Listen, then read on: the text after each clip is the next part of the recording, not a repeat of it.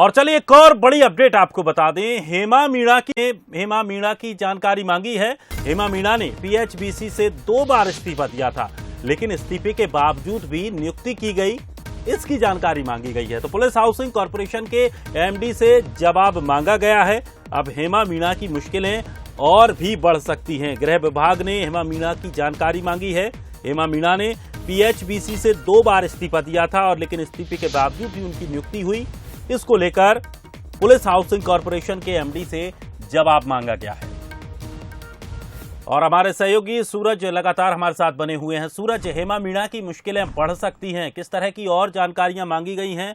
क्या कुछ और इसमें ऐसे लोग हैं जो शायद इस पूरे कनेक्शन से जुड़े हुए हैं, जिस तरह से हेमा मीणा की बेनामी संपत्ति का खुलासा हुआ था?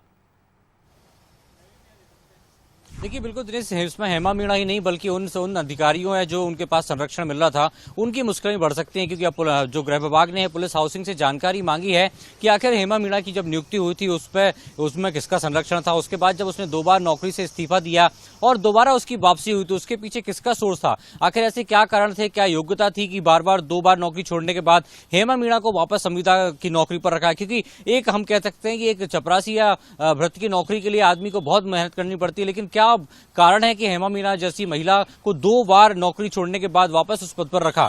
और यही कारण है कि अब लगातार जो गृह विभाग है, लोकायुक्त विभाग है, वो जांच कर रहा है कि आखिर इसके पीछे कड़ी कौन है, किसका संरक्षण था। क्योंकि जिस तरीके के बड़े खुलासे हुए, चाहे बैंक लॉकरों की बात हो, आलीशान फार्म हाउस की बात हो, 100 एकड़ से ज्यादा खेती है, फार्म हाउस है, वेयर हाउस है, 70 से 80 जो अलग अलग किस्म की गायें हैं, 100 से ज्यादा डॉग जो अलग अलग किस्म के पाए गए हैं, आधुनिक मशीनें घर में पाई गई हैं, लग्जरी कारें पाई गई हैं। तो आखिर इन सबके पीछे कौन था? क्योंकि 30,000 की नौकरी करने वाली हेमा मीणा की संपत्ति 350 गुना कैसे बढ़ गई पिछले 5 से 6 साल में? तो तमाम महत्वपूर्ण बिंदु, और यही कारण है कि अब गृह विभाग ने पुलिस हाउसिंग से जानकारी मांगी है कि नियुक्ति और अभी तक के जो क्रियाकलाप है उसकी पूरी जानकारी, ताकि ये कड़ी सामने आ सके कि आखिर उनको संरक्षण देने वाला अधिकारी कौन था। क्योंकि इसमें एक संदिग्ध भूमिका जनार्दन सिंह की भी आ रही है, जो परियोजना अधिकारी रहे हैं, सागर में पोस्टिंग होने के बावजूद भोपाल से वो काम कर रहे थे।